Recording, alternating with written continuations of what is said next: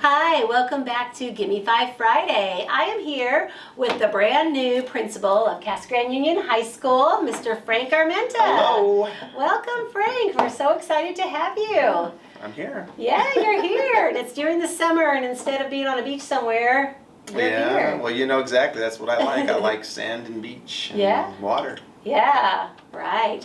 So tell us just a little bit about yourself before we dive into your questions. Well, I'm Frank Armenta, middle name Jay. People like to call me That's Frank. my dad's middle name. Is it? J-A-Y. Well, we call it Jay just because all of a sudden all my grandkids have J's in the middle, and then my Oh. grandson Frankie J. So we all. Nice. So I'm Frank Javier Armenta, and I'm All originally right. from Tucson, but I'm from a small mining town of Mammoth and Superior, Arizona. So I am a Nice. son of a copper miner. Awesome. That's how I know that because we go up when we go to Pine Top. Yep. By Globe in Miami. Yeah. Great Mexican food up there. Oh yeah, who doesn't like those? Mi casita. Yes. So, all right. So, ready for your 5 questions? Let's go. All right. So, what career would you have chosen if it wasn't education? I think ever since I was young, and I'm the youngest of 10. Wow. Yeah, I think I've always been center stage, so I kind of like to be in front of people and probably some sort of entertaining. I like to make people laugh. I like to make people feel comfortable. So probably, I don't know, maybe on a cruise ship somewhere. Ooh. Be a cruise director. Yeah, that would be fun. I just got off a cruise ship. I went to Alaska. Get out of here. Isn't that the most beautiful thing? Very majestic, huh? It is. It's amazing. Yeah. I think it was day 2 and I said, I want to come back. I want to do this again. Well, I love catch a can in the train. So I love sleeping with a sliding glass window open, and you could just go through those channels. It's beautiful. Yeah, definitely. It's a little cooler now there, but you know. Yeah. And everybody's happy on a cruise ship. Who right? is not happy? Especially when you went on bingo. Ooh, yeah. So what is one thing on your bucket list that you would like to do in your lifetime? Yeah, so I would say I'm married to a person who's very adventurous. So now that she's on this side of her career, she likes to travel a lot. But one of the things that we both want to do in our travel that we have not done is to have the holidays in New York City. Ooh. To do the Christmas, you know, the whole Macy's Day Parade, do the Christmas there, and then also just do the New Year's Eve. Yeah. I think that's one of the things I want to go to Times Square. I think I want to be in the middle of all that. I've been very fortunate. I've traveled. But that is probably one of the bucket lists. I don't know. I think I want to be like Pitbull. Yeah. Yeah. I just want to stop life for a moment and just kind of take a picture of myself. That's super doable. So yeah, I want to do that. Yeah, super So yeah, doable. that's my bucket list. Awesome. If you could have dinner with anyone, dead or alive, who would it be and why? Yeah. So I was 18 months old when my father passed away. Oh, As I told you, he's a copper miner. He died doing the job that he loved doing. So I never got to meet him. My brother Jesse has told me a lot. My sister Loli has told me a lot about my dad. But I really would love to sit down with him, have his homemade flour tortillas. They said that he made the best refried beans. And I would just want to just hang out with him and listen to the stories that he told them, and ask him what my childhood name would be, because he gave everyone a name. Everybody in the neighborhood had a name. Like a nickname? Well, you know, part of being a Mexicano, todos tenemos sobrenombres, so everybody has a sobrenombre, you know, so you have to give everybody one. I just wonder what mine would be. Yeah. So I would really love to hear about, you know, what my childhood name would be. I would also love to hear, you know, what was his drive and passion to do the things that he did for us. Like I said, he had 10 children, and I just want to hear what he has to say, and just look at his mustache, because he had a mustache that was like handlebars. So I just want to see his mustache and see if I really look like him. That's awesome. That's very So yeah, cool. my dad. Yeah. Morris. So what is the best advice that you've ever received? Yeah, I think, you know, I candidly say this, but I truly mean this. I'm married to the most incredible academic college tutor in my life, right? And that's my wife. So I'm married to her, and she's an amazing person. And her phrase that she taught me when I went back to college, sometimes you have to do 2 steps back to go 1 step forward.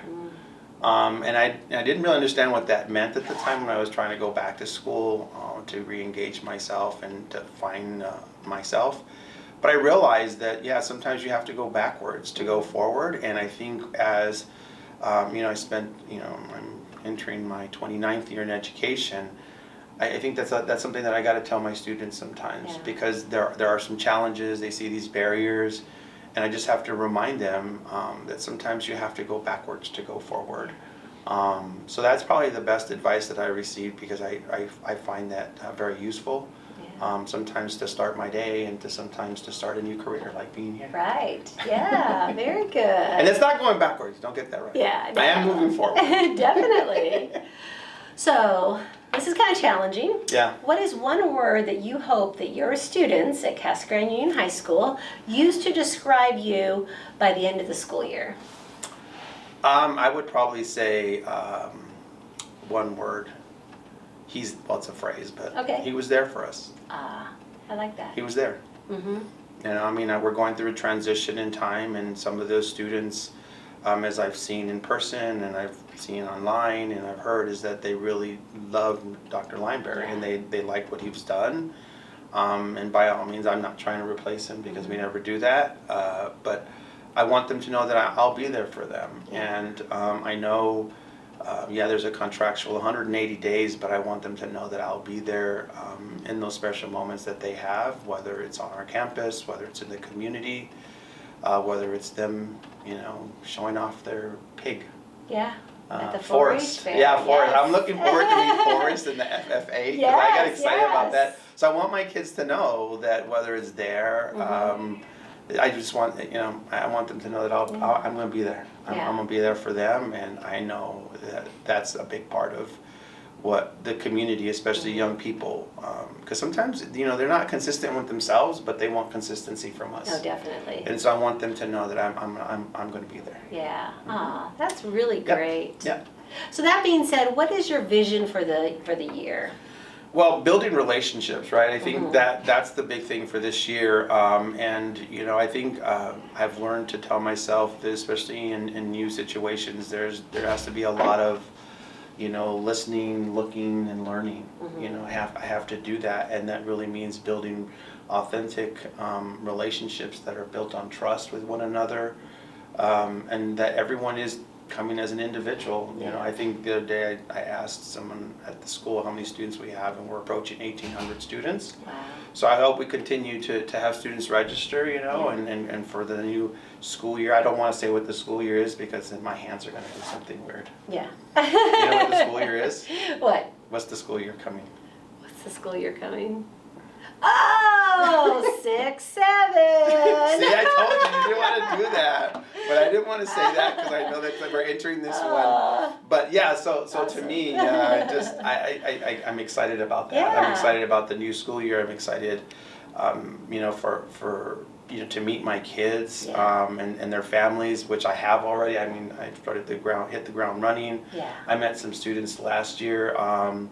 I got to meet, Sawyer. I got to meet several of our students who just, gave me a lot of advice about how to come into this school. And, I'll never forget this young lady. Her name is Desi with the Z, because she wanted to tell me that I went to I think it's called the Senior Sunset. Right. Yeah, and she told me, she says, just do me one favor. Just make sure you're there for all of us.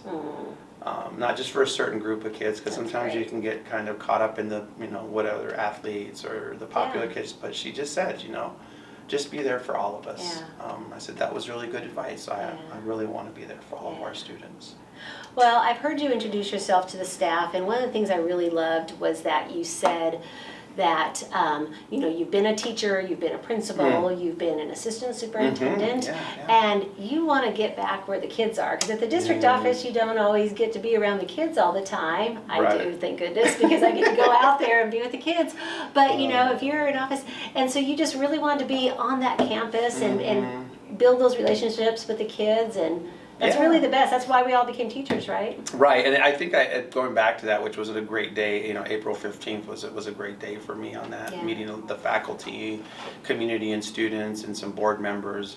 I think with that, for me, I introduced that to the statement of I was just minding my own business, and what I meant by that is, in my current role, which I'm transitioning out of, is I'm an assistant superintendent over student success and leadership, right? But one of the goals I had this year from our superintendent was to work at Tucson High, which is the largest school in Tucson Unified with close to 2,500 students. Wow. And I went in there one day, and that's also where I graduated from. Oh, And so very there was a cool. young man, I'll use Cunningham's his last name, and he says to me, hey, I need some help academically. And so we kind of worked on a plan. I kind of helped him through that plan. And then he asked me to go to a basketball game. So I went to the basketball game, and I was like, oh my goodness, I forgot how fun this was. Yeah. And his parent reached out and thanked me and wanted me. So I kept going back to the campus, and I started to realize that I missed being on a campus with kids, and the kids, South Korea students were there, and I got to meet the South Korean students, and they were engaged. Nice. I got to meet with the drama kids.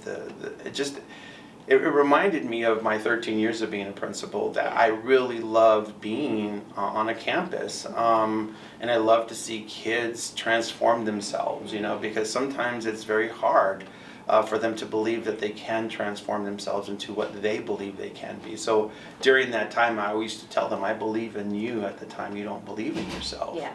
So I feel like that. And there's 2 times in my life where I felt, really whole as an educator and as a person.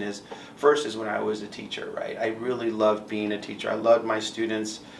Even when we put the whole shot out about me getting here, I saw several of my students just telling me how iconic I was, or how I was a great person, and I really felt like I really was a great teacher for my kids. And so the other one was being a principal.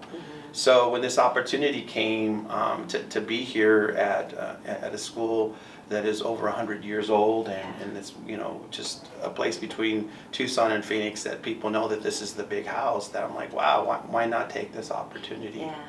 So I felt like it was time to come back. And I also jokingly said I have 2 brand new knees, because as a former principal, you're running around a lot. Yeah. And I felt like I wasn't doing my best for my kids at the end, but I know that I'm ready to come back. I know what it's like not to be a principal. And I know that the board and Mr. Lavender have given me this opportunity to come back in an amazing school that Dr. Lineberry has, I don't want to use his name, but lined up for us, right? Right, yeah. He's lined it up for success, and I look forward to the faculty that's there who doesn't want to work with an amazing faculty. I'm a former DECA student, so I know that we have one of the DECA students who is going to represent us at the state. Yes. So I'm excited about meeting them. Great. The flag team, I'm looking forward to meeting those young ladies. We have a ceremony coming up July 1st. Right, yeah. Who doesn't want to brag about that? There's Right. just a lot of great things happening.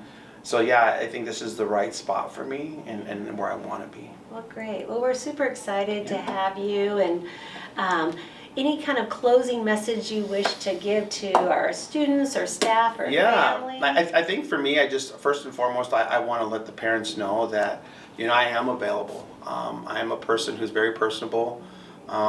Please stop me, wherever, and just say hi, and just, make me feel welcomed.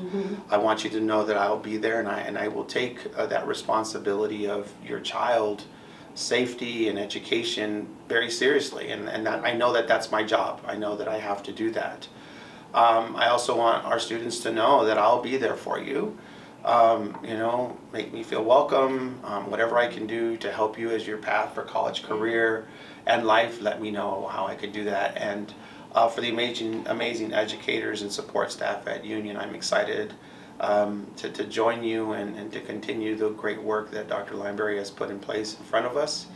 I'm looking forward to that. I've learned that, again, this is right gold and blue, so I'm going to be Cougar True. So there you go. Very good. Well, thank you so much for stopping by. We're looking forward to a great year. 6, 7.